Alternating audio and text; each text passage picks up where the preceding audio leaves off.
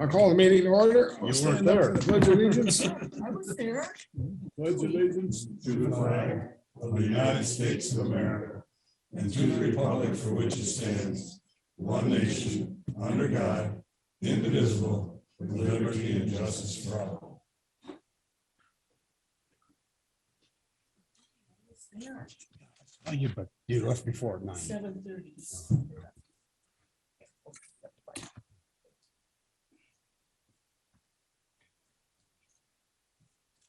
The agenda. I would like to add an action item number 8 Okay. for the Wildcat Park revision of the previously approved contract with regard to insurance information and the contractual advance. So Wildcat gets added on as. Any more additions or corrections anybody wants to make? Make a motion to approve the agenda with the addition of number 8 on the. Second. Okay, there's been a motion and a second to approve the agenda. Any more discussion? All in favor, say aye. Aye. Opposed, carried. Approve the previous minutes. Board meetings from April 12th, 22. I'll make a motion to approve the minutes. Second. A motion and a second. Any more discussion? All in favor, say aye. Aye. Motion carries. Work group session from April 19th of 22. Any more discussion about that? Move to accept. Got a motion I'll second it. and a second. All in favor, say aye. Aye. Public comment. Anybody out in the audience or on Zoom that would like to speak at this time? There you go, come forward, sir. Please stand up here and tell us your name. Sit would be better. Thanks. My name's Jeremiah Shaver. My address. It's N8443 Ducky Drive in Holman, Wisconsin. I apologize. I didn't get a chance to make the public hearing for the no wake ordinance over in La Crescent. I was traveling for work last week, so I wanted to come to speak on a couple things that I saw. I watched the meeting in its entirety in the airport as I was delayed last week, so it was a fun time. I'm probably the most hated person on Shore Acres. As president of the Wisconsin Bass Nation, I'm probably responsible for more tournaments coming to this area than anybody over the last 20 years. Ever since we reversed the culling law in Wisconsin, it's allowed for national level tournaments to show up. And I'm also probably the longest standing advocate fighting no wake zones, both in La Crosse and now here in the West Channel area. There's a couple things. Obviously, I've been in contact with you guys. I've been in contact with Sam. I've been in contact with some of my legal advisors as well on this. And I've sent you some documentation. I've actually found some others as far as other Supreme Court cases in retrospect to jurisdictional law on the river as far as what's allowed, what's not allowed, state boundary lines and whatnot. And we'll talk to that because I'm kind of curious about the packet that's getting sent. From what I understand, you guys don't actually vote on that today. It's going to go, I'm not sure if you have to vote as the final passing authority if that ordinance passes the DNR's perspective. So I'd like to include some of these findings on my side if I can send that to the packet that goes up for review, just to make sure that the DNR in reviewing what you're sending is getting everything that they need to see. But a couple comments from the meeting, and these are comments that I've heard for years, and it was kind of a bass bash, which I find unfortunate, but a couple things that struck me. I want to first note that the navigational buoys that are in the West Channel, those are mine. I do have a state permit for those buoys. As you're well aware, the West Channel closing in that goes through there, there's obviously a couple holes through there that allow for boat traffic to flow through. actually, at the time when I put those buoys in, most of the Shore Acres folks were in favor of that, as it did draw attention away from their docks. Because there also is that opening hole that is on the northern end there that some boats did cut through. So by having that one, it allows for safe traffic through the West Channel. And then the thought was that it would push the traffic further away from their docks, thus lessening any perceived wake issues that are through there. So that is permitted, and not just buoys that I set out. I can get you a copy of that permit if you needed to see it for some reason. The second thing is dock damage in general. And I have to do a little bit of investigating as far as the parameters for what's required in the state of Minnesota for a no wake zone. I know in Wisconsin, it is based off two factors, erosion and safety, which of course is a broad phrase to be used. Dock damage, as much as I can empathize with the owners of Shore Acres, it really is an irrelevant comment in regards to issuing a no wake zone. If you've been outside at any point over the last 30 days, you probably noticed the wind hasn't stopped blowing. Not to mention, if they don't remove those docks during ice out, there's more damage that's done during an ice out spring than even a morning boat run from boat wakes.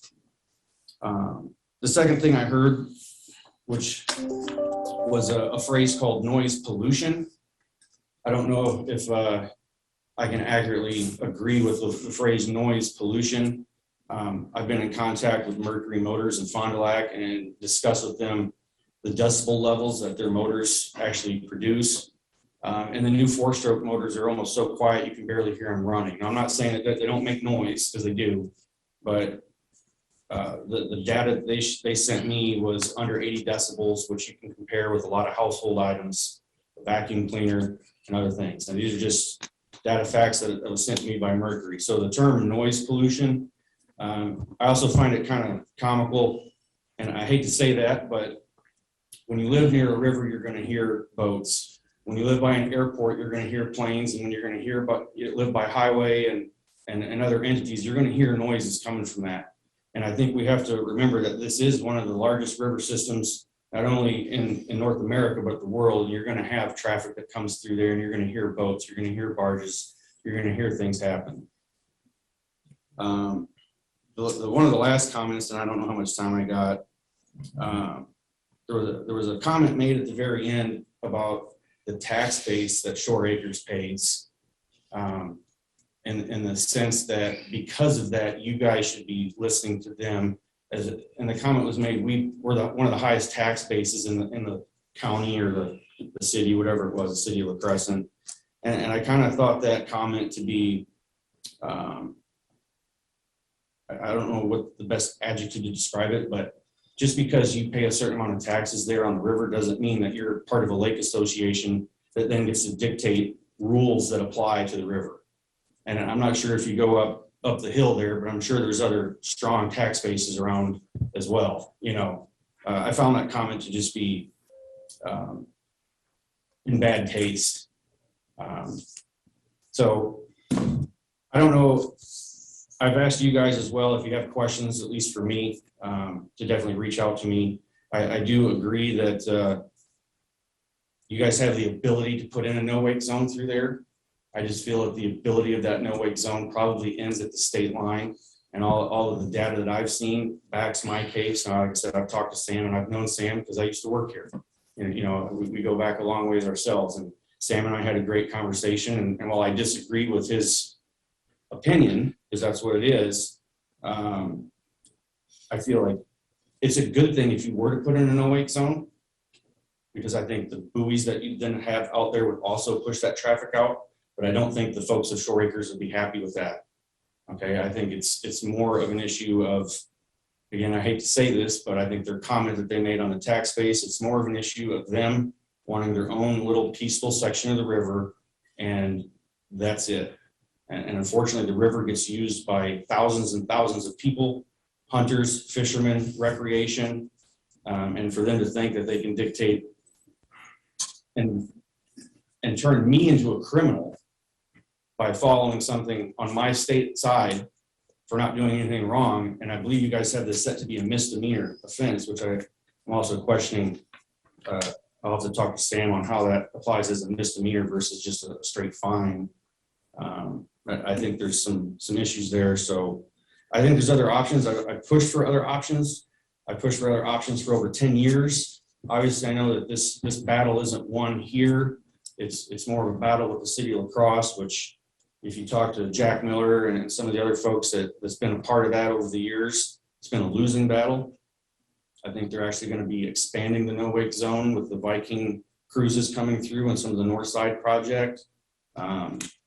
So again, it's going to be a battle there, and I think that's also going to push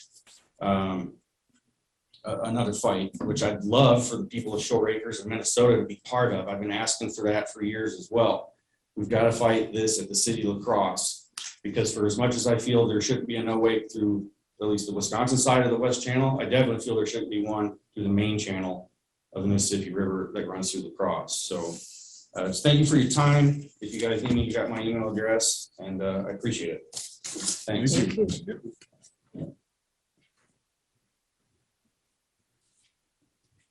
Any other public comment?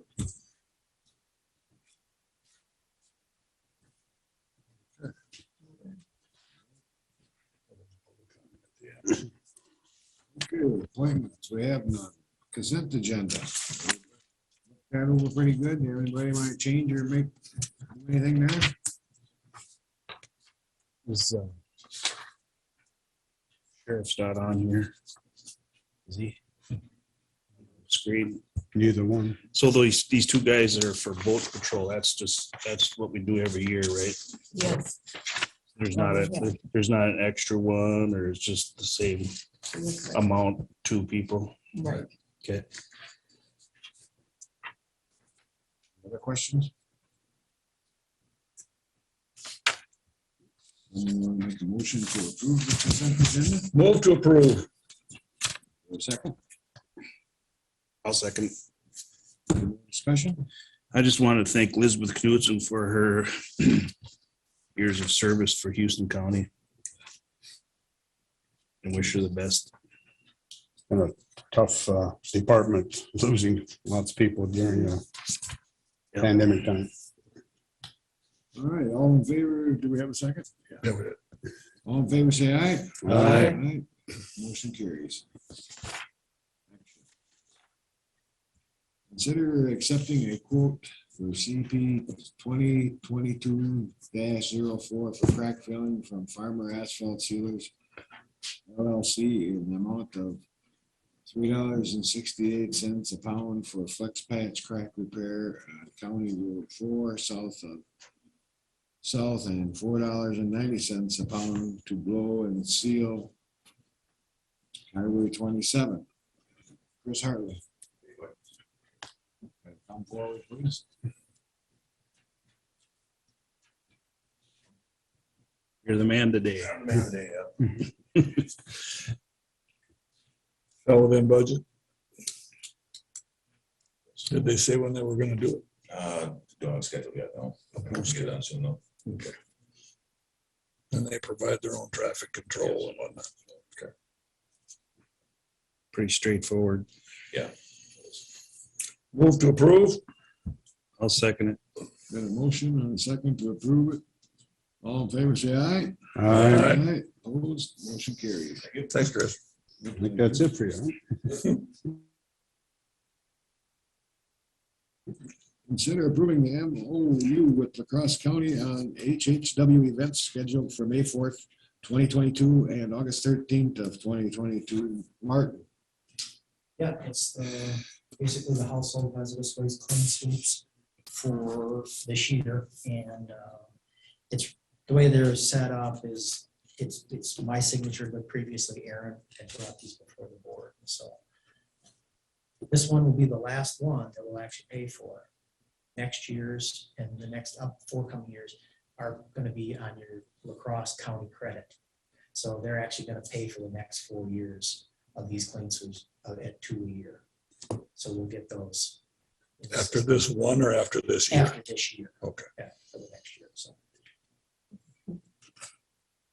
And the cost didn't, costs were about, most of the costs were actually down. One item is up and the rest are all down.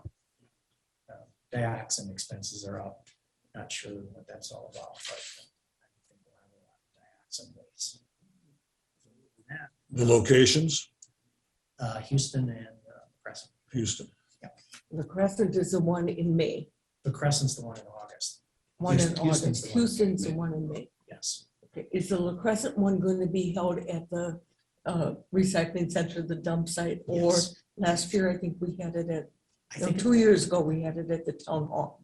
I think it's gonna be at the dump, Okay. site. You had The a, one issue is with the buses. Yes, And they charge them there now. The logistics of where they Peter. are, and then the railroad tracks Yes. with the trains, and can they sit there? So, that one year I helped, it was at Al's Concrete. Yeah, well, it was at the At the Crescent town hall. Town Hall, that Township area, hall. because of parking and stuff. But Last year worked out very Right. good. It was at Al's Concrete. It wasn't. partially it was at L's Concrete. That was where they checked in at L's Concrete. They had some dump stuff on L Concrete. The rest of it was over at the county shop or town shop. they were like, I'm guessing what they were doing, part of it was the processing of the paint, and part of it was handling the waste. Yep. And It then was a this, large area. It was kind of nice. exactly. And then the Houston one will be at the recycling center, and then we're working out the logistics right now, because there is a meeting scheduled in the community building next door. Okay. So we're making sure we don't run into each other in that space. Are we gonna have enough room at La Crescent? I think so. We're, It worked out well last year, but it was more along the highway there, or the street, I should say. so The buses, that's gonna change. The buses, that's the problem. that's kind of variable with them. That is Maybe in August, we can work with them. we'll certainly do what we have to do. I guess that's why I'm kind of not completely positive on all the logistics on that. We know where we're trying to go. So, I can give you a phone number who to contact to get those things out of there in August. yeah, Holly's got some stuff on it too. So, yeah. Gotta do it either way. So I'll move to approve. Second, We have a motion and a second. Any more discussion? All in favor, say aye. Opposed, motion carries.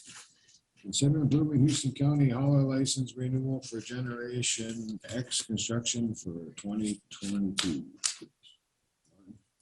Yeah, this was the one we were waiting for earlier in the year. They finally submitted the information, so they're the last contractor there from Rushford for the demolition contractor, so. Make a motion to approve. second. We have a motion and a second to approve that. All in favor, say aye. Aye. Opposed, motion carries. Thank you. Yep, thank you. Consider reestablishing district boundaries for Houston County and adopting a resolution number 22-25. Donna? All righty, good morning, commissioners. Morning. Good morning. Morning. Okay, so my sheet out here. Okay, so municipal statute 204B-14, subdivision 3 requires the district boundaries must be reestablished within 60 days of time when the legislature has been redistricted, or at least 19 weeks before the state primary election in the year ending into whichever comes first. So be it resolved, the commissioner districts 1 through 5 will stay the same with no changes. And the only other thing I wanted to mention is that Senate District 26 and 20 and the House District 26B did change. They were previously 28 and they changed to 26. So those are the only other two changes. There was no redistricting needed for Houston County. So that's good news. Is there any questions? Like it's all in order. Does not affect any of our boundaries within the Correct. county. It's just strictly Correct. state. No boundaries are affected at all within Houston County area. So This is just for the Root River Soil and Water Conservation. No, No. No. Okay, No. who- this, Okay. this is for the representative. oh, for our representative. Okay. And you got the commissioner districts too, and they're all the same. Yep, this Root River Soil and Water is all the same. Commissioners are all the same. Okay. Oh, okay. Okay. I guess we just, well, I included this just because, and then there's also a couple that are up for election in 2022 now, so, but everything stayed the same. No changes For the county. For the, for the county, for Houston. State County. representative changed a little bit for the one that David's has got, Yeah, he changed up a by little bit into Winona County. northern part, yeah. Yep, Did Jeremy otherwise- Miller's change? Jeremy Miller's, I would assume he's went along with, I guess I don't know if I can answer that right at the moment. He's a bigger district. I think it might have, yeah, it might have, it may have changed a little bit. I would say yes, it did, but yeah, that has nothing to do with Houston County though, Doesn't have anything to do with us anyways. correct? Make a motion, we accept the resolution. Second. Okay, there's been a motion and a second to accept the resolution. Any more discussion? All in should favor, say- aye. Oh, I just should approve the resolution. all in favor, say aye. Aye. Opposed, motion carries. Number 5, consider whether to use polling pads or not use polling pads at the Houston County elections. Okay, I guess commissioners, if you have any questions for me, otherwise, I'm open for discussion.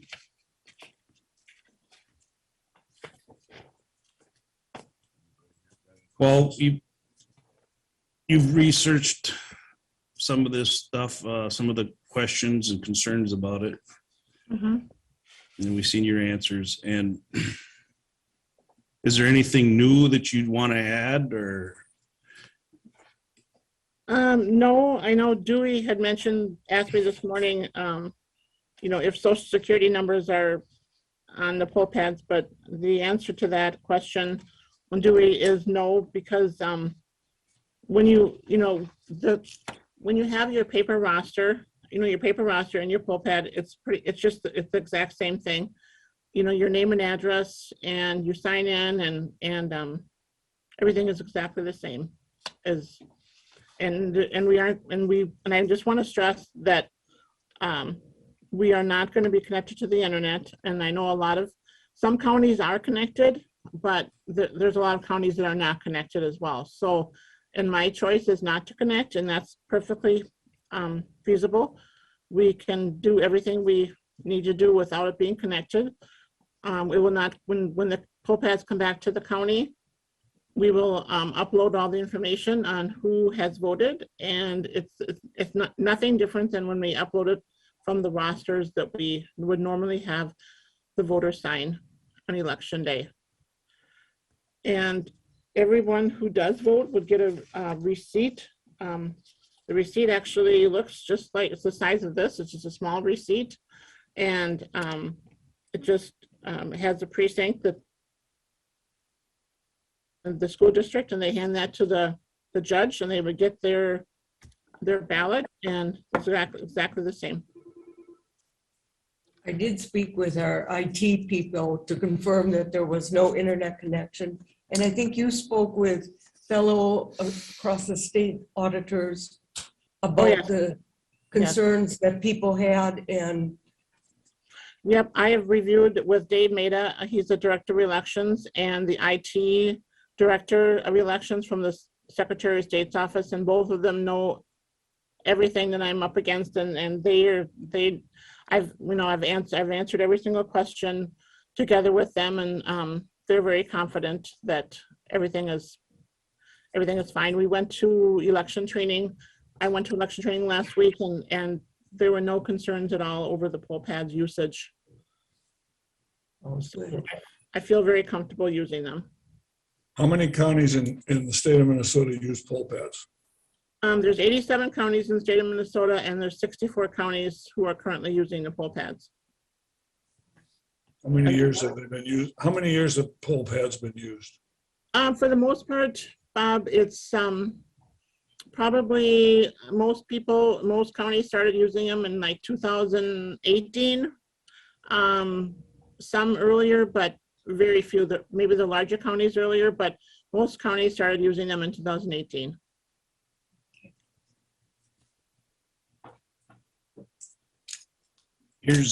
Here's where I'm coming from this. I voted to purchase these back in 2018, was it, Donna? 2019, 2020. That was 2019, that's right, first year. Mhm. And we got a grant to purchase them. And I think we got, what, $4,000 of our own money into it? Correct, 3,300. Yeah. Since then, I've did some research. I just have some concerns only because I don't see the public clamoring for the wanting to use poll pads. Especially with now in this environment, people are more apt to want to have some paper trail evidence. There was never any issues with the general roster that we were using, that everybody's been used to, been using it for years. And so, and as far as efficiency for the voting day, I don't see where the poll pads are going to make anything easier, more efficient.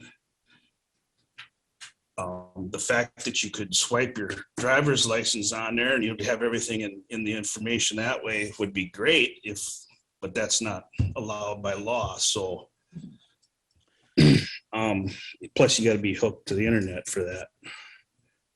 No, you don't have to, Eric, excuse me, you don't have to be hooked to the internet for that. For the driver's license swipe? You can, if someone comes in and wants to use their driver's license, obviously we aren't going to request that, but they can use their driver's license and it will read the information on the poll pad and come up with their name automatically. Okay. Mm-hmm. Well, like I say, since then I've had second thoughts about this and I've changed my mind. I really don't see where the need and the clamoring by the public. And it's our job as commissioners to provide what the public would like to see and to give confidence in the voting procedure. Now, I understand this does nothing to do with tabulations. I get that. That's none of my concern. I'm just thinking that people are used to the general roster. It's simple. You can sign the roster. The only time you're going to have some efficiency, I understand, Donna, is afterwards when you guys have to go look through those and verify all the names and everything. But during voting and what we provide the public, I don't see the advantage of having the poll pads. That's just my thoughts. I think the efficiency comes after the election. It saves them a week of paying 2 people 8 hours a day. We're still going to probably have 2 people. We're still going to hire 67-day employees within a day rather than 2 weeks. Well, it ain't 2 weeks. It's probably 3-4 days more, but. Well, I don't know how long it takes. But I know that's where our the concern, efficiency- and we provide Donna with help for that. Our concern should be for the public and how they come to vote and they're comfortable with. And they like to sign a piece of paper on a roster that I'm voting. Now they're going to be using a pad. Yeah, I have found that in La Crescent Township, they're really looking forward to going with the poll pads. It's much more efficient for them to. Other people will scribble their name. They don't even sign it. Well, okay. that's another, people just scribble their name. That kind of makes it hard to Well, verify signatures, whereas you're writing your name in the roster. That's a more real Actually, I'm sorry to interrupt, but this is the piece of paper that it's got the oath on it. It's got, you read the oath and you sign. This is probably even just as good or better. And this is what they're going to sign, because when we find their name on the poll pad, we accept it. If we turn the poll pad around and we show it to the person, say, is this your correct information? And that person says, yes, this is me. This is Eric Johnson. So I would print out the receipt, which looks just like this, and the oath is on there. And I could read it to you, but I won't. But it's just the normal oath that says you are the person that you are, and blah, blah, blah. And then you will sign this receipt. So you won't be signing that poll pad. You will sign this receipt. So then the poll workers are gonna have to keep all those receipts? Correct. The receipts are going to be kept, and that's what they're going to balance to each when at the end of the night. These receipts signed just like you normally sign, just this little piece of paper. That's what it is. So if So they there's don't no- sign the poll pad, There's no signing on the poll pad? correct. The So election judge initials it. The election judge initials it, so we know which election judge, took care of that voter. And then when she hits accept, then this piece of paper will come out, and it's just this big, and that person will sign just like they do the roster, and they will keep them turned over face side down and keep them to the end of the night. And that's how they will balance to their. So the efficiency of this is that instead of having books yay thick and paging through how many names per page, it's on a screen like this. The efficiency is easier to find and quicker. With large areas, which I represent, it can be, maybe 12 to 1,300 voters in that particular city. The efficiency is there. I like the idea that you can't just swipe your driver's license, because that's got more information on it than people realize. Right. A lot of the folks that use credit cards, they swipe it, they shove it into their payment thing, and there's information on there that's way more than we're expecting to have on our poll pads here. So it's the efficiency, making sure that certain numbers, say Social Security, driver's license numbers, they aren't in the system. It's strictly a name and address. But when you register, you're using your driver's license. You use it, but they don't record the numbers. Correct. On a normal registration, and voter registration, the paper that looks like this, they have to list their last four digits of their social security number on this piece of paper. And that is what they always have to do, no matter if it's in the polling place or, wherever they register to vote. So you have to list your last four digits of your social. Okay.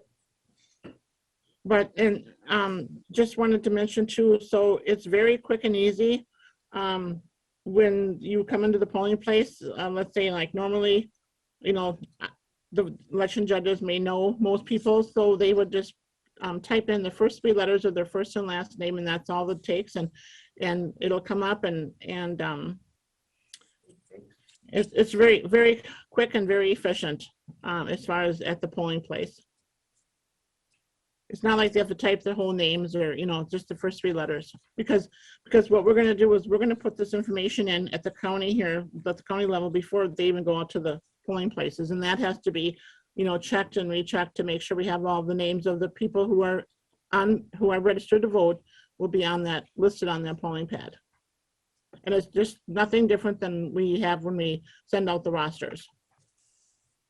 Except it's in this poll pad.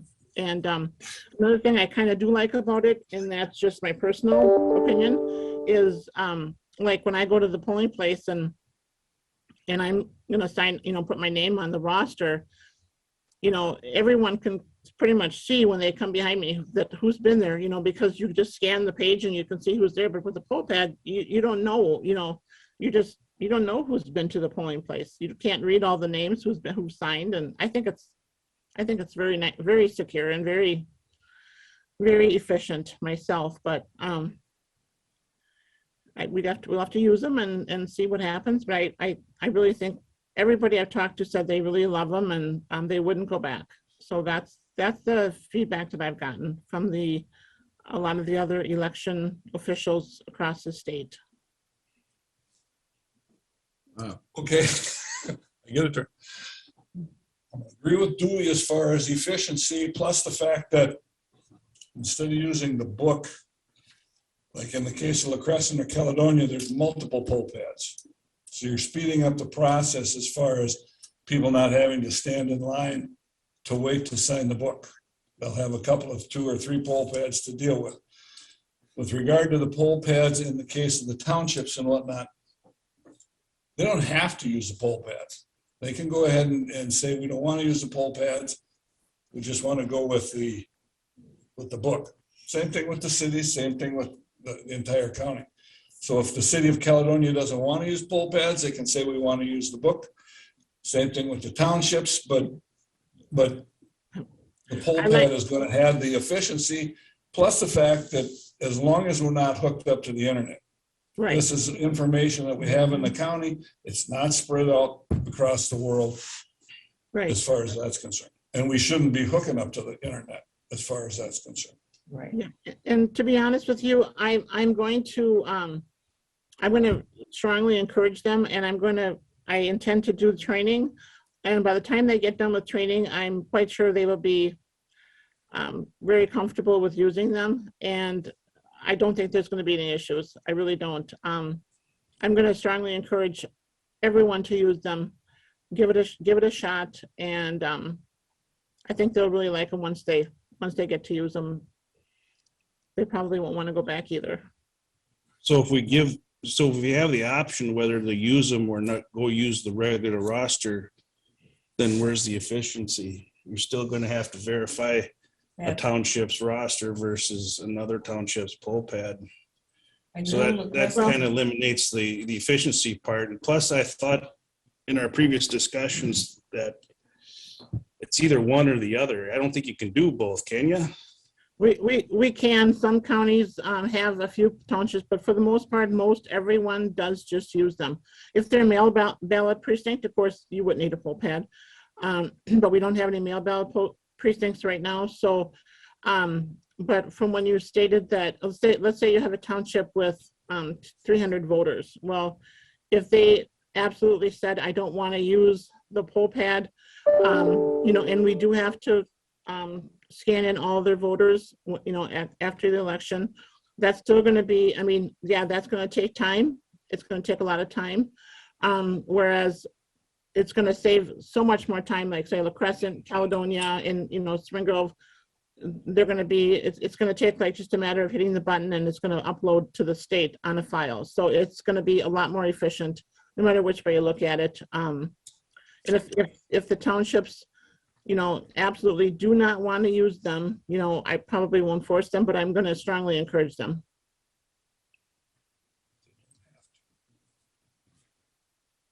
I think the biggest concern for La Crescent Township is looking forward to it. And I am an election judge there, so I know that for sure. But their concern at first was internet connection, and there isn't going to be any, and I did double check on that, so. Yes. The only time there's internet connection is when it comes back to the county and it has to get uploaded to the state, Yes, right? That's the only time. right. So there is internet connection now. When the roster comes back, which there was before. That's exactly right. What's this? It's like a county number. Somebody ringing in my, I'm sorry.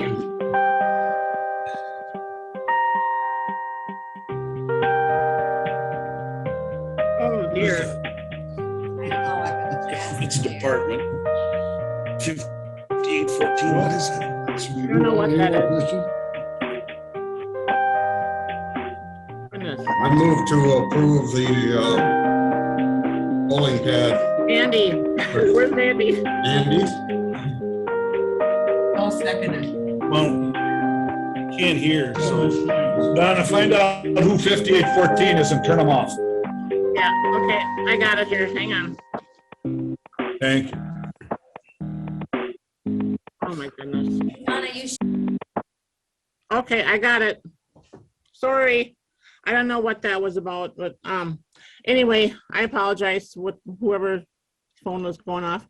Okay, so where were we? Oh, internet connection. Okay. So internet connection, yes, when we upload it here at the county, we are using our secure site. It's nothing different than when we scan the rosters with our little beeping wand that goes to the state. It's not any different than that. The same principle.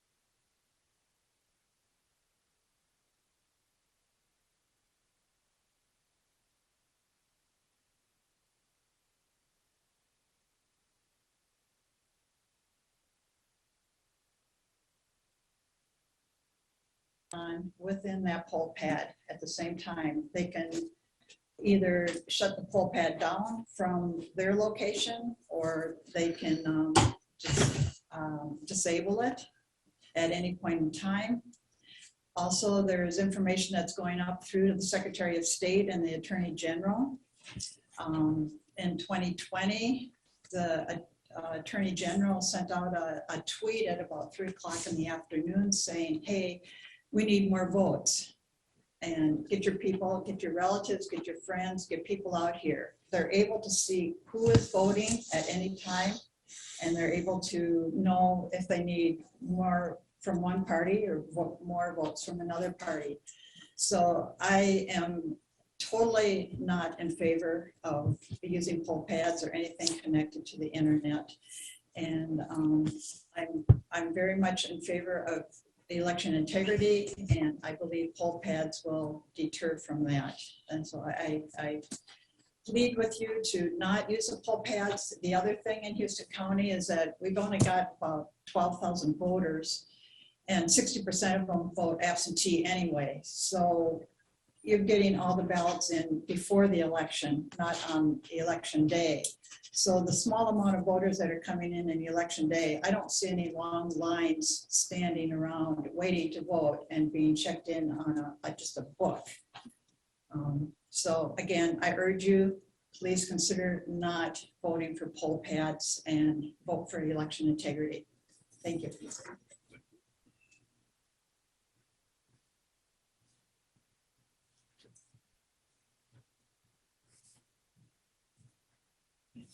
My name is Lori Bullard. I'm from Spring Grove, and I'm in Spring Grove Township. and I am very concerned about the use of poll pads. I think anybody that's been paying attention to what's happened, the things that are coming out about the misuse of this kind of equipment, whether it's the voting machines or the pads. I would just like to say that what we're doing is working, and why change it? And I guess I'm really confused as to why the topic of it's not hooked to the internet is used when we really know that it is. And is anybody talking about wireless capability in these pads? That would be my question. I know I've talked to different election judge officials and from our township, and they're totally adamant that there is absolutely no way that there could be any kind of fraud in their machines because they're not hooked into the wall. And I asked the question, are you absolutely positive that there's no wireless capability? And I got nothing.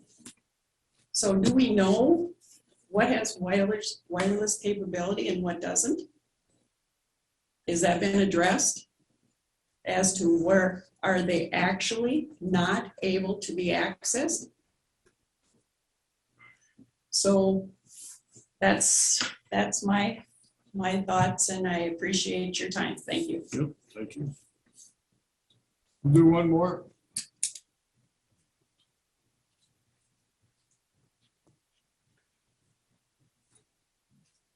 My name is Orion Dieters. I'm from Spring Grove Township as well. These are computers, and there isn't a computer system in the world that cannot be hacked. Bitcoin has been hacked, and our elections in the most prosperous country in the world is a very lucrative target. And you cannot allow the possibility for a device which records in real time the people who have voted to be recorded and possibly hacked, and that information be available to nefarious sources. And that's my whole opinion on it. Thank you.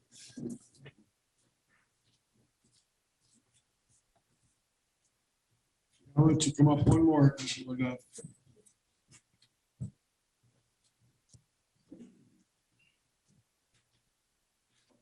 My name is Rod Amundson. I'm from Spring Grove Township as well. Since 1975, France, the whole country, has voted to go paper, just strictly paper, no electronic devices for voting. They get their results the same day. There's no reason why Houston County can't do the same thing and have the results the same day. It's ridiculous to depend on something that can be hacked. There isn't an electronic device out there anywhere that cannot be hacked. And there's cyber experts all over the place that can verify that. And that's my major concern. Thank you.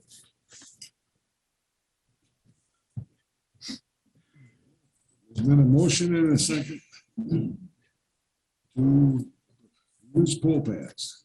Any more discussion up here about it? Just a question for Donna. Okay. Donna, with regard to wireless capabilities, these poll pads, what's the wireless capability on that? Okay, as far as I'm concerned, Commissioner Burns, I don't see any wireless capability at all that could be connected to the poll pads nor the DS200 machines. I mean, I really can't think of anything that there'd be any capability of using wireless to manipulate the poll pad. The poll pads are all interconnected throughout the county? No, Each poll pad stands alone? correct. But if we have three poll pads as in this case, La Crescent, if there's three poll pads in a voting district, they're connected to each other? They would be able to, I mean, the information on the poll pad they're not really connected, but they're gonna have the same information on. They're not really, what you say, connected. So, you know, so the question, you know, you might have is, well, can I go to one poll pad and vote and then go to another poll pad and vote? No, because when you get to the other poll pad, it's gonna say you've already voted. So no, they are not, they're gonna have the same information, but they're not actually connected to each other. How are they gonna know? How is one poll pad gonna know the next poll pad takes the name off? I mean, are they hardwired to each other? It's Bluetooth, Bob. It's Bluetooth. Okay, Yeah, that's wireless. Wireless. well, so when you say takes the name off, it's my understanding they're not, but I will probably do some more checking on that just to make sure. And when you say Bluetooth either, I don't know if I necessarily say they have Bluetooth, because from the training we had, there was nothing that came up to that regard, but I will do some checking on that for you. But if each poll pad updates the information, there's got to be some kind of an interconnectivity between the poll pads so that they know I went in to vote in district in one section of Caledonia. I can't go to another one because my name has already been checked off the list. But remember, we're not going to upload that till we get back to the county. So, you know, we're not going to be uploading the information until it comes back to the county. But you can only vote in the precinct that you're registered in. I can't go out to La Crescent Township and vote. I can't go to Mount Prairie and vote. I can only vote in the place that I'm registered at. Right. And that's what the iPads will have. Right. They're not, yeah, they're definitely not connected. Each precinct has their own poll pad. Spring Grove Township will only have one poll pad. Spring Grove City may have two, but probably just have one. I can't remember if we have two for them or not. Caledonia Precinct will probably have two, precinct one. And most precincts will only have one poll pad. So there's no worries. They're not going to be. As an example, La Crescent, La Crescent could have 3, 1, 2, and 3. If I go and vote on one, the register and the other 2 is going to be updated. So there's got to be interconnectivity between those 3 poll pads. Are you talking about precincts now, or like in precinct 1? If La Crescent precinct has 3 poll pads in one precinct. Right. And Dewey goes to vote in this poll pad, the other 2 poll pads are going to update that Dewey has voted. So he can't go to the next one and the next one. Correct. So there's connectivity somehow between them.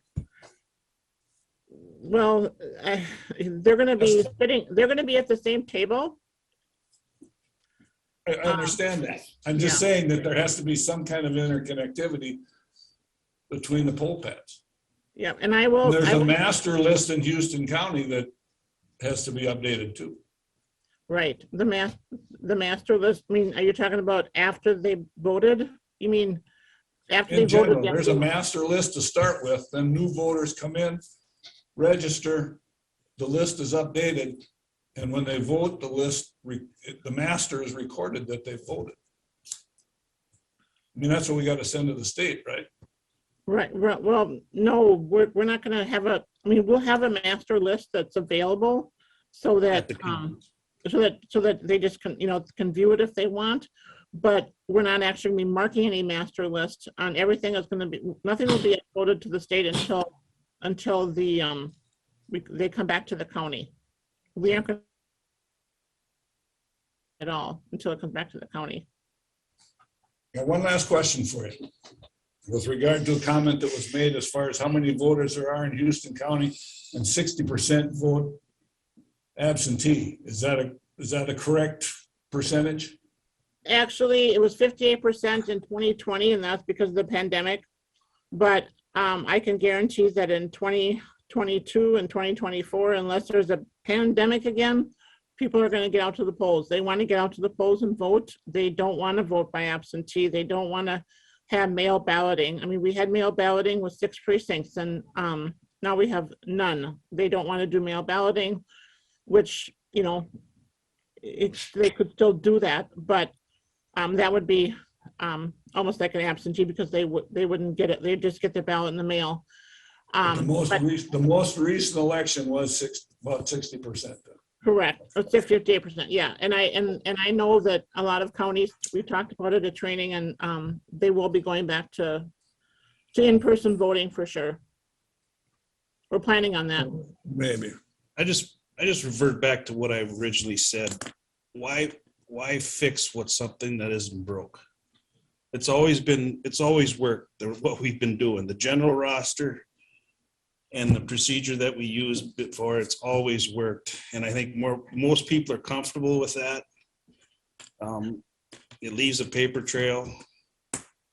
I think, and like I said, I haven't had anybody clamoring that, Eric, we need to use these poll pads. I haven't had that. I've had the opposite. So I'm just I don't think it's worth the hassle to go through and trying to convert everything over to poll pad. But what I might compare this to, commissioners, is let's say that back in when we got the DS200 machines and the electronic voting machines, or before that it was the M100s. Let's say that the county as a whole, decided, well, let's not go to these county machines because they're too risky for the county. And so how would it be if our county was counting our ballots by hand? I mean, it's kind of the same. It's kind of the same principle. Technology is never going to end, and we just have to make sure that we protect everything that goes in and out of the county. So, you know, if we were going to go back to paper ballots and count all the ballots by hand, can you imagine how many errors we'd have? And you know, it would be really not a good thing. And we just keep in mind that, you know, the poll pads are going to be within 20 feet of each other. So we're, you know, they're in the same precinct. They're going to see exactly what's going on. It's not like we're in a big, huge city, you know. We're going to have, the judges are going to have a handle on what's going on when they use these poll pads. And It don't really matter how we vote today, because if we don't want to use it as a township, you don't have to use it, correct? you don't have to, but I would highly recommend you do, because it's going to be a lot more efficient for our office. But you know, and it's actually going to be, I think, more efficient in the long run overall. You know, I would at least recommend just using it once, because one thing I want to bring out too is to point out that, you know, just because you're signing on this poll pad, you're not voting on the poll pad. All you're doing is signing in to vote. You're not voting. It's not any. You're not. No, it's. I understand that. It's the general roster. Yeah. Right. It's no records of what you're, you know, who you're voting for, anything like that. That's right. Okay, well, no more discussion. Allison, you want to do the vote on this one? Sure. District 1, Yes. District 2, No. District 3, On the basis of efficiency and the fact that it's just you're registering your vote, your information, but how you voted and whatnot does not show up on this, I will vote yes. District 4, Yes. District 5, No. Motion carries 3-2.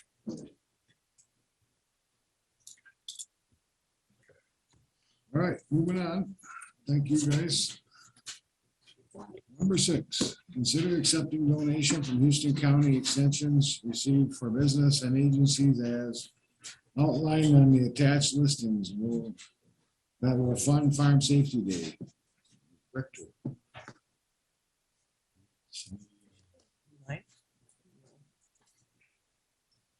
they might not be coming. Okay. It's just donations. I was reading the list here. It's just to Yeah, it's authorize the acceptance. thereof. Businesses that donate for the Farm Safety Day camp. Right. It is something that Fillmore County has taken care of for the last quite a few years. They accepted the donations and paid the expenses, and now it's moving to Houston County. Because we have two. Fillmore County has their own and Houston has their own. Is it going to be two separate ones? Is that what you're saying? For So farm. Houston County is having their own farm safety day and Fillmore County is having their own farm safety day. Yep, there's two whereas- different dates. Whereas before it was. One. Like in one. Yeah. Gotcha. We used to cook up in Maple, they had Winona, Houston, and Fillmore. 4 districts altogether. But now they're splitting Each county level. Maple's going, Fillmore County's doing their own, Houston County's doing their own. It got to be too big. Well, it's the same, I mean, Same thing. Katie's gonna be doing it, heading it up, so, At different locations. but just at Fillmore and Houston County. And this is accepting donations. Yep, I make a motion, we approve. Second. Accept the Okay, there's been donations. a motion and a second to approve the donations. All in favor, say aye. Aye. Opposed, motion carries. We want to Sorry. do a Wildcat before we get to ARPA. Who made the discussion? motion? Yeah, Me? okay, thanks. Yeah, we can go to Wildcat. Let's do Wildcat before we go to the ARPA funds. All right? Yes. That's fine. Okay, Bob. With regard to Wildcat Park, there's, we have to have the new contract with Mr. Lankowski and to have that updated. The update on the contract is that in the past, the county has bought their insurance to cover the park, but as a contracted operator for the park, he is now going to provide the insurance for the park, with the insurance stating that Houston County is also insured. It'll be a $1 million per occurrence, $2 million umbrella. And the only thing it will not cover is going to be the swimming on the beach. We won't have insurance for people that swim in the river. I've contacted Brian that we should have some county signs made up, swim at your own risk, because we do not put up any kind of a rope or any kind of a designation of what is a swimming area. They can swim up and down the whole beach. But because it changes so much in depth and whatnot, you don't know what you have at any given time. It kind of is a moving thing. So we're going to have signs that say swim at your own risk, no lifeguards.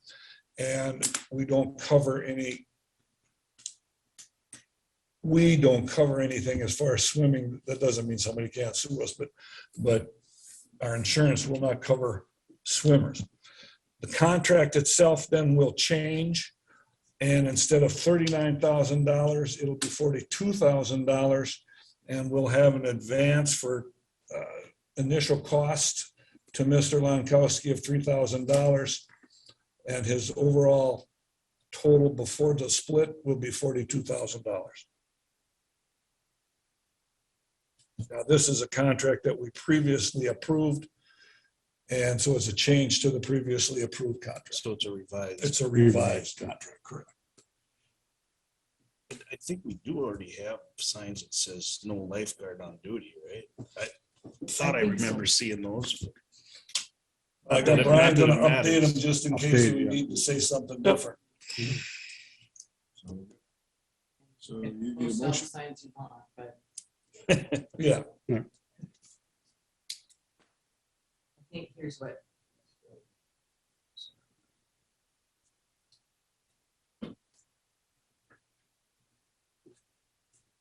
I had a gentleman drop off my seed yesterday. He jumped me about that boat landing. which one? The one that's on the main channel or the one in the pocket? One of the both. of them. North or south? Yeah.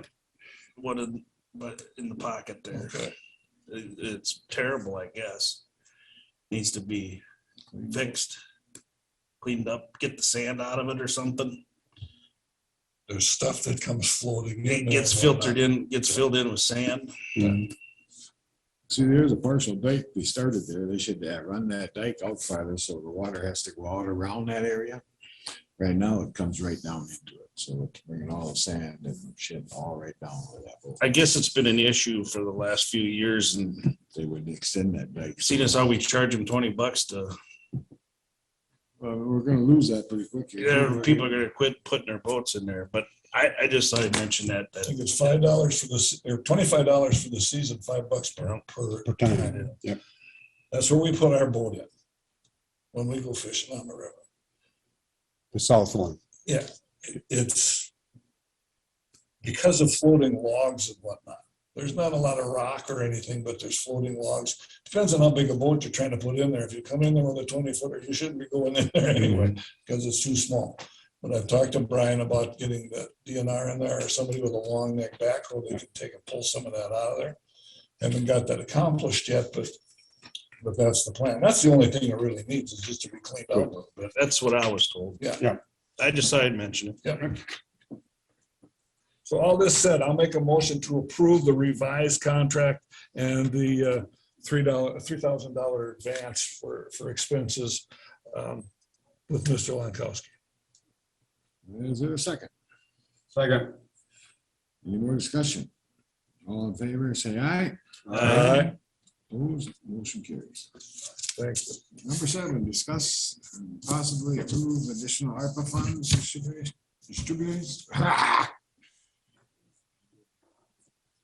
Your turn, Carol.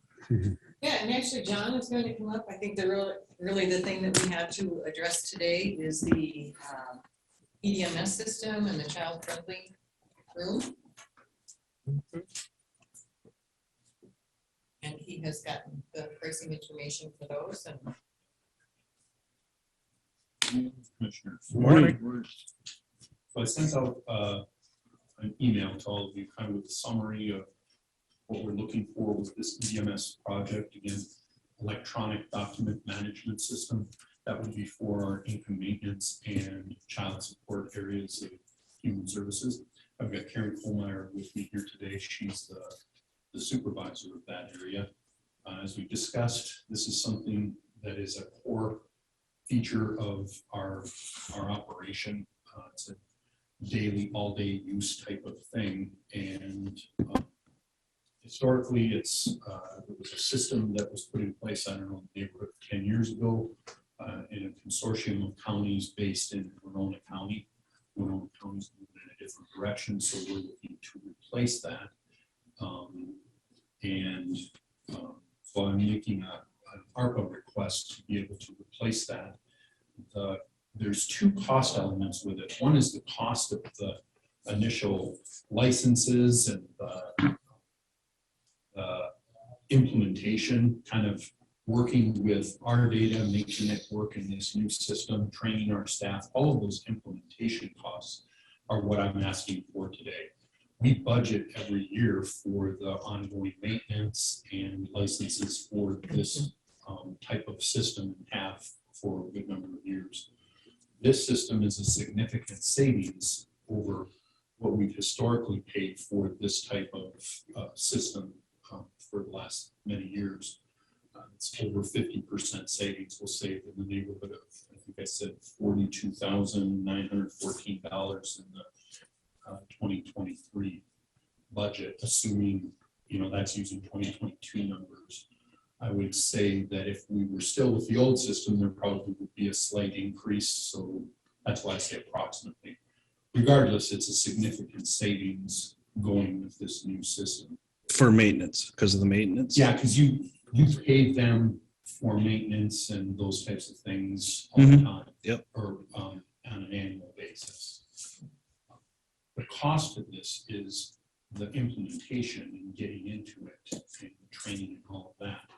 That's what we didn't budget for. We didn't plan for this. It was kind of something that happened a little quicker than we anticipated. Want to add anything to that here? No, and when we look at systems, the new system will have, will be better apt to change and grow with us, where what we have right now, we basically have purchased a point in time. So we've had a few upgrades, and each time we need to change a process, as we know happens all the time, there's a cost for us to do that. So how information rolls through, how it gets to staff, we pay for that. With the new system, that's part of what they do. There's at least almost 50 counties in the state that are on it. They meet monthly and work through process changes. So it's an ever evolving system, which is really beneficial right now with the work we do. So That's what the maintenance would, the annual maintenance would cover more of that as opposed to what it covered with the old system. Yeah, the old system didn't, you bought an instance of software And as it evolved and needed new things, or they had a new version, you have to upgrade it for a great cost. That's built into that annual maintenance cost. Currently, we are we're involved with 4 counties doing this. Somewhat. We were able to get a discount of, I don't know, $18,000 to $20,000 for implementation costs. We're going to have this hosted here in Houston County, work real closely with Andy. That's our preference, so that we're not in a multi-county consortium. Nothing against Winona or any of those other counties. They have their realities that come and go at different cycles than we.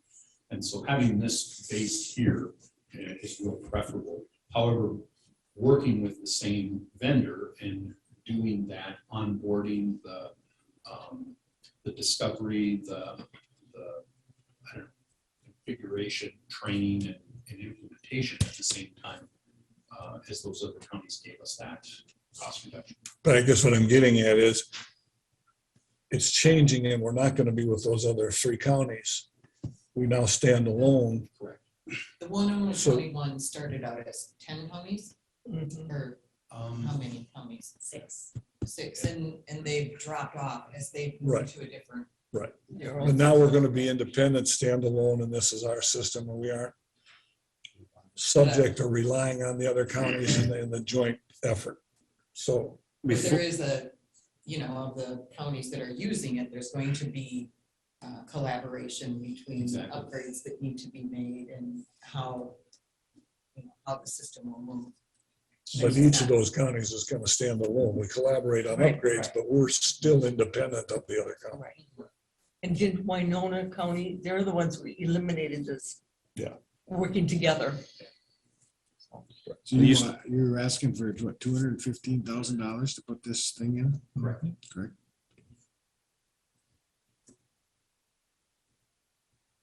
So do we need to do a motion on this, or? What do you guys think? I would definitely make a motion to approve ARPA funds for this project.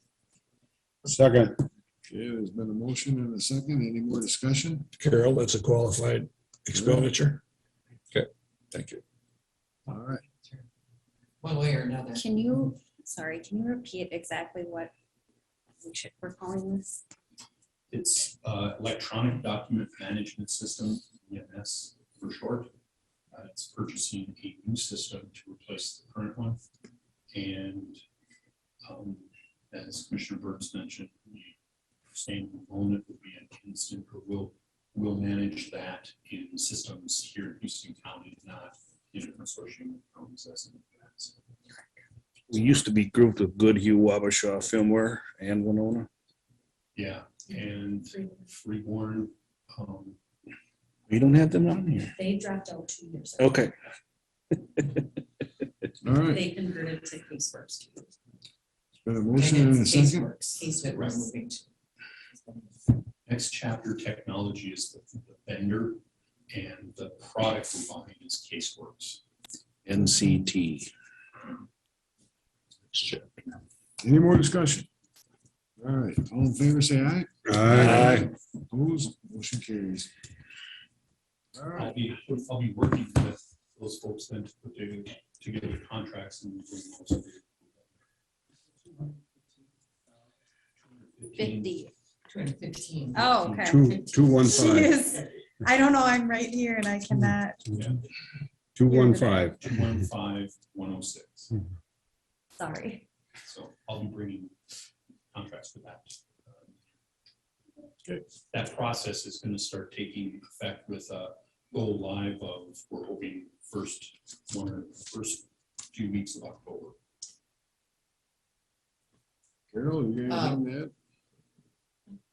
It'll be good to get it done. Right now, we're kind of at the mercy of county and how much it will cost, and their county drops off, and our cost next year would, take up that slack of another county dropping out. So Well, it's actually good timing if we have to do this. At least we got some money to help with it, get it started. And, looking at next year's budget, Hopefully there's the decrease in the Yeah, maintenance that's just cost. a little bit of relief in subsequent budgets. Before I leave, Carol had mentioned the child-friendly room. We've talked about that for quite some time, as well as camera equipment and recording equipment that needs to be upgraded. I'll be bringing something forward on that. We have 2 competing proposals for that. We got those earlier in the year, then we need to get them upgraded or updated, and Andy and I need to sit down and look at the components that are bid in that. He knows those things far better than I, whether it's a Pioneer stereo or a Sony stereo. Stereo. So we need to kind of compare those bids to be able to make an adequate recommendation. So we'll be coming forward with that. Okay. Sounds good. Thank you. Thanks. Thank you. Okay, we're gonna go to board updates, and I'll start, I guess, since I'm the chairman. Wait, Oh, darn it. before we leave ARPA. Okay, We had talked about in the past with regard to the Adam Agadal situation and the floodplain issue as far as his property and the ditch work that needed to be done along the County Highway 10, partially caused by prior year floods and some of the excess material dumped in the ditch, which raised the grade of the ditch and made it more prone to flooding. I've done some checking and I can't find where they've approved that we don't have to do anything. So I'm making a request that we keep in mind a reserve in case we do have to do some ditch work along County Highway 10 in order to alleviate that floodplain issue, because that would be a waterway repair that we could use ARPA funds for. So I'm just asking that we make sure we reserve some dollars for that if it becomes necessary to do that. how many dollars do you think? Yeah, it was- there was a 60. ballpark, wasn't there? It was 50 a year ago, so I'm expecting Well, it might go up, so I definitely. would say 60. Is there, do we even have a timeline on the situation, or are we still in discussion, or? It's been said that we don't have to do anything, that the DNR has approved it, but in talking to the county engineer, and he's talked to the DNR and whatnot, nobody knows where that came from. So I got to do some research and see if Okay. it truly is. I'm just asking that we keep in mind and reserve that just in case. I think we should set aside 75,000 for that. Well, I mean, Well, don't know. I don't know if we can, Can we set it But- aside or not? I don't know if there's, technically, we could use that money for that in order to settle a dispute. But it is a waterway. Yeah, issue. I understand issue. that, I But understand there's that. quite a few waterways that we could be concerned Well, about. But, I think Sure. Bob's got to do more research on this. There's a lot of stuff on this deal we don't know about. because I think we need to get. looked into a Well, little more. last time we talked about this is supposed to have been, Sam was supposed to take it from there, and Agadal send in a bill to Sam to run through MCIT. Did that ever happen? Never happened. We never got an update or nothing on that. We have very little information on this. I'll do some more checking on that too. Wanted to put it in there as far as a reserve, just in case. Speaking of reserve, did you get this from Carol about the different libraries? What the cost would be for each library for a computer system and a total of 44,000. If we just went with Caledonia, 6,000, Polka. Well, each one was itemized. I mean, we don't have to decide on any of that today, but I want to make sure everybody got that information. I never got that, but that's what you did, Carol? Yes.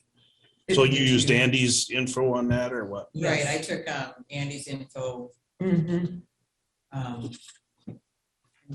just use the chart that they sent with, so many desktops that they have and laptops. Pretty sure we got it. Well, I think we should get a financial statement from this Selco. Well, did you have a chance to talk to Selco on Friday? I went up and talked to Selco. I didn't ask them for a financial statement because Selco, there's some interesting information.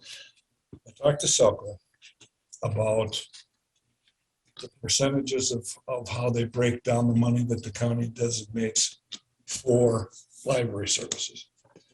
So Selco gets the money, then the county libraries all get together and decide who gets what City percentage. libraries. Or the city libraries in the county get together and they come up with a percentage of how much each library gets.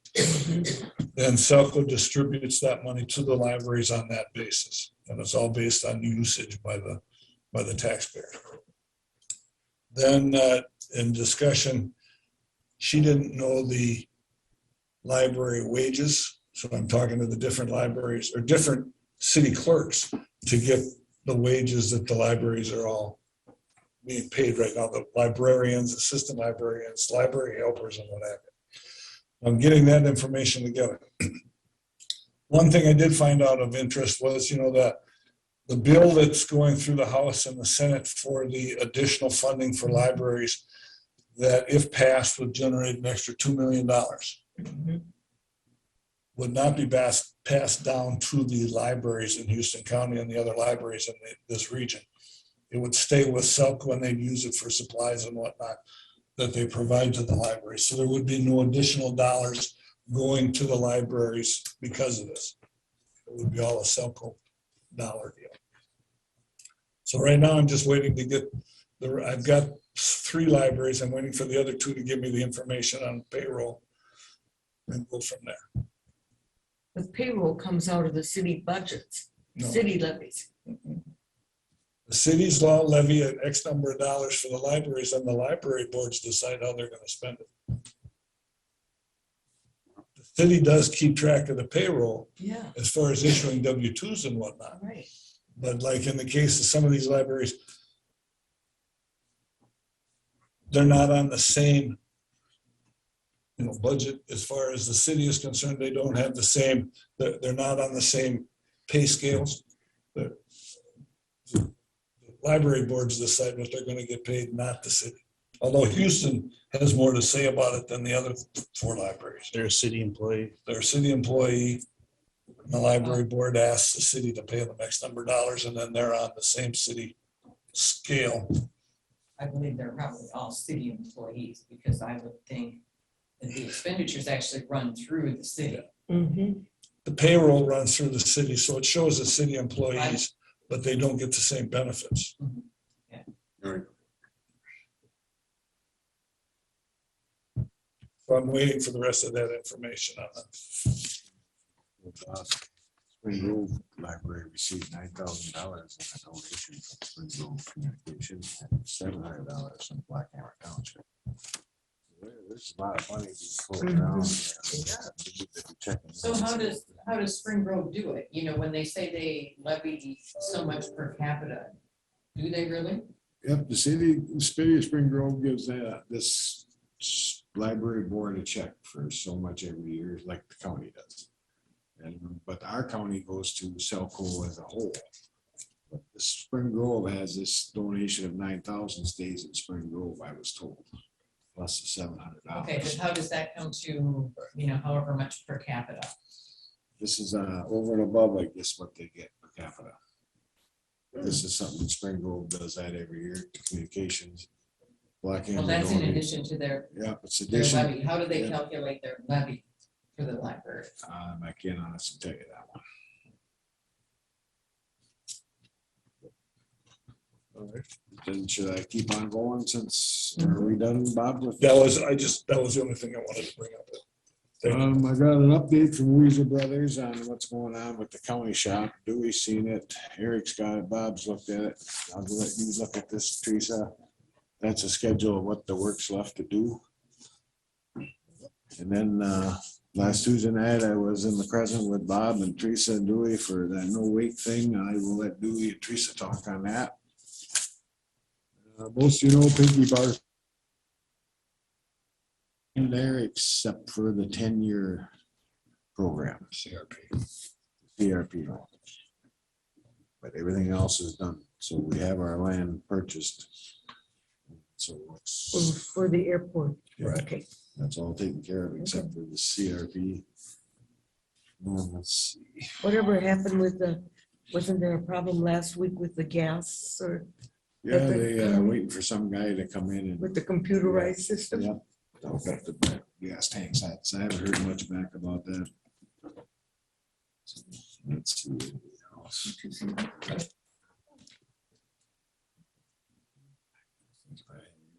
So we had a finance meeting this morning. Do we talk on that a little bit? Ain't much to say. It was, Everything's going really smooth. We're on so schedule. far. yeah, Yep. yeah. Out of, all, well, I'll just quick speak to it is that the contract payments are up to date, so everything's there. So there's a little bit of a bump there in payroll, but otherwise things are on schedule. The back pay thing is the only bump. Otherwise, it looked pretty good. I think girl said $22,000 we got up the budget for that labor unions. We got that all settled. So. Outside of that, I guess I don't have much more to talk about. Teresa?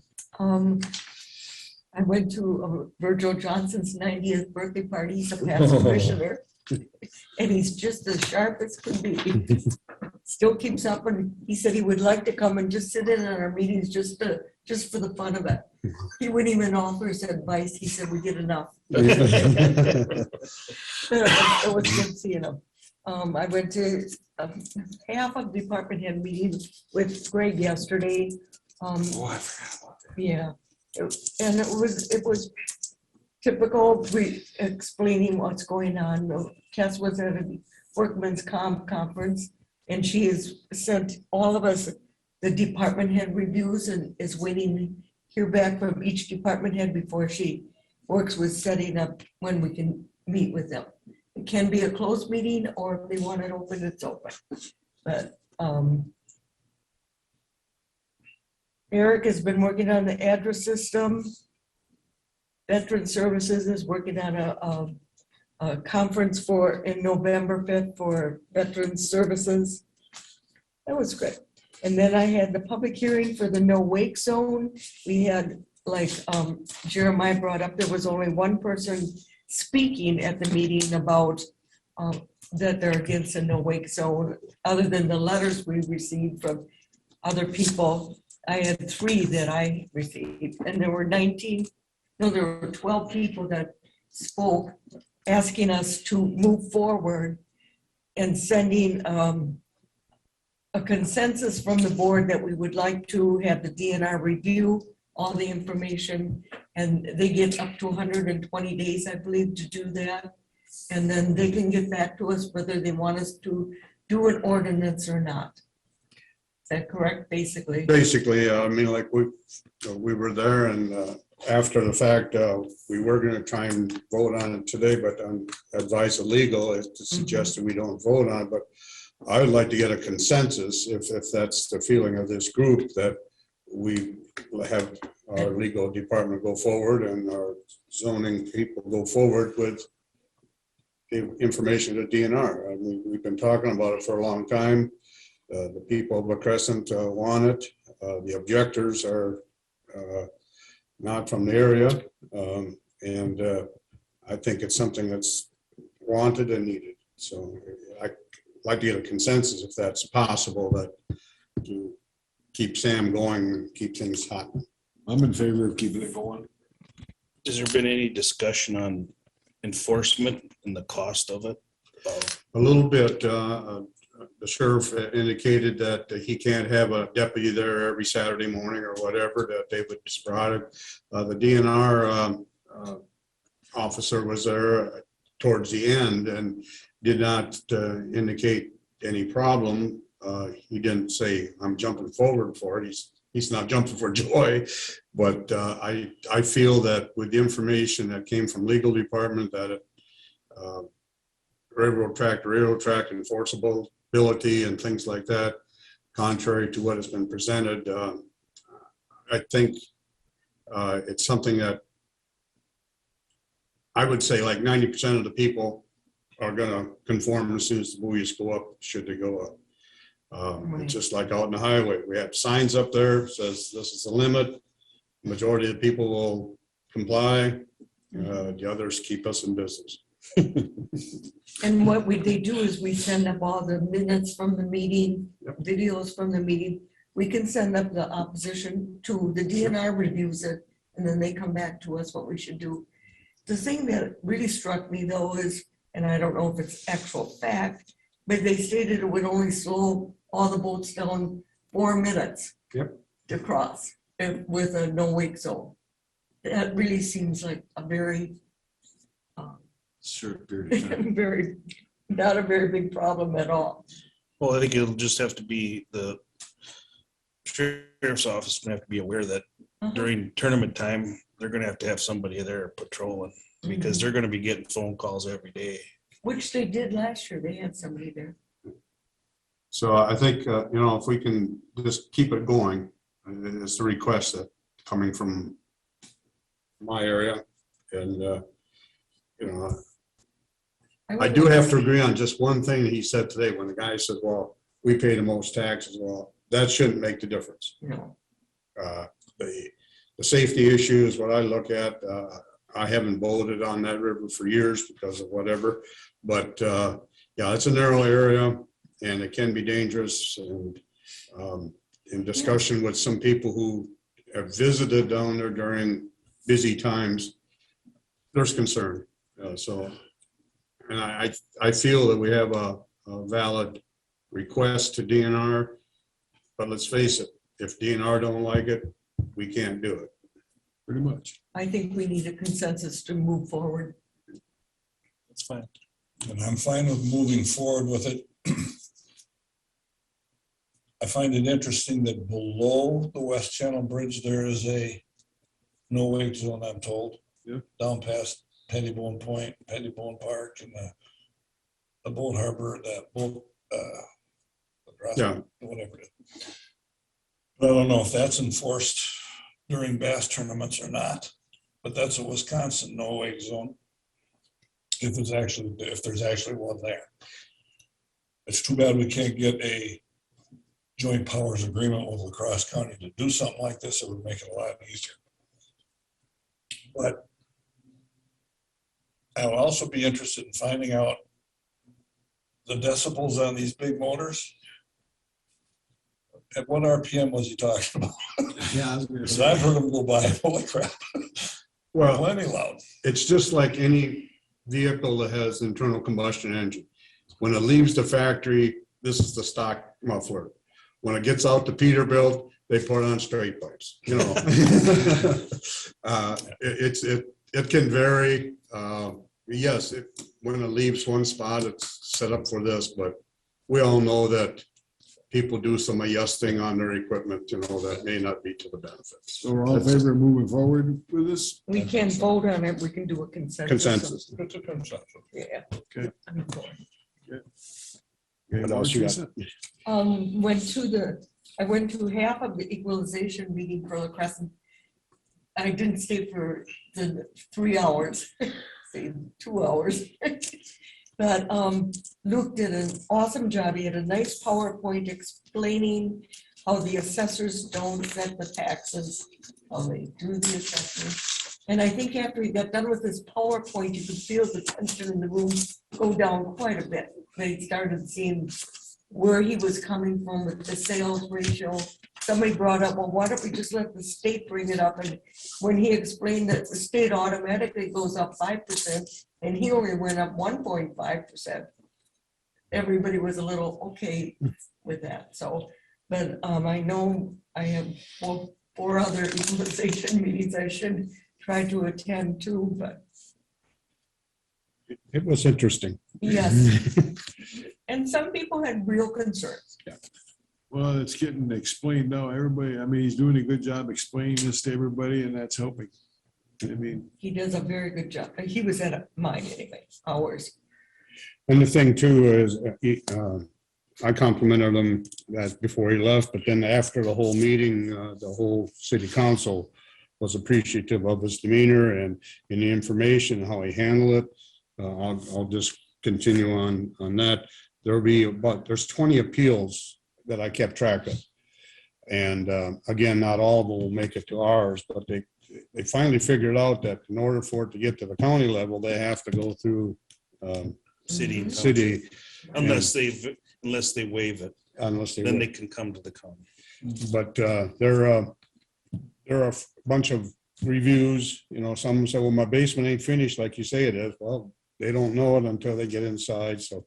But he did a very, very good job, and there were about 12 to 14 in-person appeals and 8 via letter. So, but go back to trees. I'm sorry, I didn't mean, but that's what happened after the fact. You stayed for the whole thing and most of it was your district, so. Yep. And Winona County assessor only had 2 appeals. Yes. And they didn't even really appeal. Discussion. Yeah, Okay. You all done, Teresa? yes. Bob? Well, I went to the No Wake meeting, like you guys said. That was the way it was. I went to a Seeds Committee meeting up in Rochester Friday. That's a committee that has to update the seeds report that goes to the state in order to get federal funding for emergency needs and whatnot. Has to be done every 5 years. So I'm on that committee to update the report so that we are allowable to apply for federal monies for different projects and different proposals. Then after that, I went to see the Selco people. Then on, as far as the city of Caledonia and their Board of Appeals, I went to that last night. We had a lot of people in the La Crescent one. I was there. You were the only one? We didn't have any people come, other than 2 letters complaining about their valuation. One was a guy that bought a house that had been started to be renovated and whatnot. So there was walls that were tore out and exposed pipes and whatnot. And he said, my house is valued too high because I can't sell it for what you're saying it's worth right now, looking at it the way it is. Joe agreed. He says, when you assess it, it's based on what could you sell it for now? With the tore out walls and everything exposed, it lowers the value because they wouldn't buy it for that much. Next year, when they get done with the improvements, the valuation should go back up again, but currently that he was right on that. The other one was a piece of rental property the same person owned that he thought it was valued too high because he didn't pay that much for it last year when he bought it. It don't matter. I know that. But the city said, well, the assessor should relook at that. You've asked us, so that one is getting forwarded to the county because he went to the city. The third person was one of the employees of the city that had an issue with how much his house was valued versus all the other houses in the neighborhood that had values or had just been sold. And he was considerably higher than them. And the city did lower his values to a degree. So anyways, otherwise it was very non-contested. And I asked the city council members if they'd had any calls from people about their valuations and their, issues with taxes, and none of them have had any calls. So apparently Caledonia's happy. And Caledonia Township. Well, I think most people understand the fact that when inflation and values of houses, the unavailability of houses that, I think most people understand that.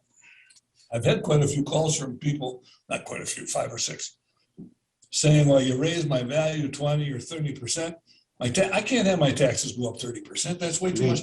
They don't back and forth, but yeah. That's the only calls I've had, is thinking that their taxes are going up as much as their valuation. Right, and that was a concern at Valley High when we had the meeting with them. The tax capacity rate changes too, so that should bring the mill rate down, so. And I will comment that Joe did the one in Caledonia last night. He did a nice job too, as far as explaining. Didn't have a PowerPoint, just went through the book. The one thing too is that that came up last night when you mentioned an individual bought it last year for less than what time last year. As most of us know, a lot of things changed about May, June. If he bought it back a year ago, January, that could have been the deal. And like I commented on a property I sold last fall, I used the number that they had assessed it at, and I had sold in less than a week. I mean, if I would have Sold it too cheap. I sold it too cheap, but I can say I'm 100% because I sold it for exactly what he said it was worth. I helped that average, but Yes. long story short, it's just one of those things is timing is everything. And when lumber was not coming from Canada, price of building a new house went up. So a new house cost me more. So a used house is going to cost me more because I can't afford the new. Just like cars are gonna be. Can't afford a new car, so the used cars go up. So it's what time of the year did he buy? But it's just an observation. That's one that's coming to us. One thing that Luke brought up that I thought was interesting when he kept saying that we set the taxes, the levy and everything, the city and the school district. And somebody said, well, nobody better not raise any levies or anything. Luke brought up, he said, hasn't the price of gas gone up, the price of building gone up, the price of maintaining your roads, all that goes up. You can't say that things aren't going to go up. And it's true. We just have to control how much. Exactly right. And then there was one that I found very interesting, that their assessment went up, market value went up, but they have water that's running through their house because of the ditch that the city hasn't fixed for 2 years. Which we can't lower their market value, or nobody, they couldn't lower their market value because of that, but it was a problem. It's nice to have two values. The Uh-huh. value that I want to sell it for is not the same as what I want it to be taxed for. Right. So anyway, Anyway, it was interesting. sorry to interrupt. No, You all no, done, that's Bob, or good. you got more? I'm done. Okay. Eric? Last week, Tuesday, after our meeting, we had our personnel committee meeting. We started the ball rolling on sending out notices to the department heads for self-evaluation and proceeding from there.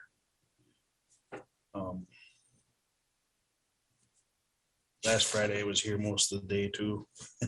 Thursday, we were here all day, weren't we? Thursday, I guess it was, yeah.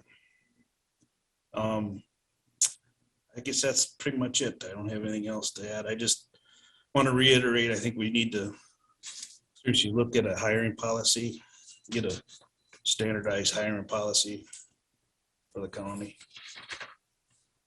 We'll have that discussion at personnel too.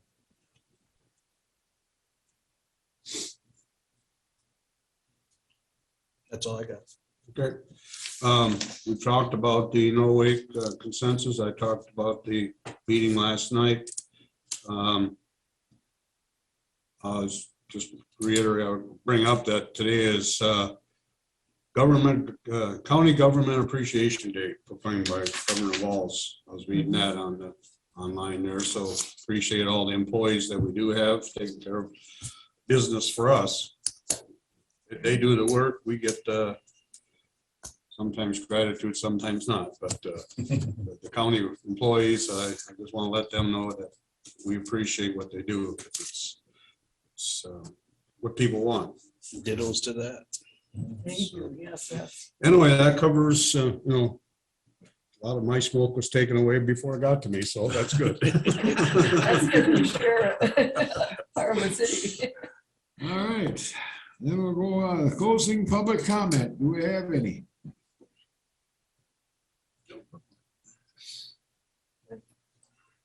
Like we're gonna not have any. So how about a motion to adjourn? So moved.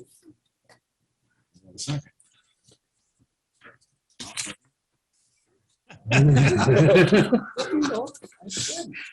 All in favor, say aye. Aye. Opposed, motion carries.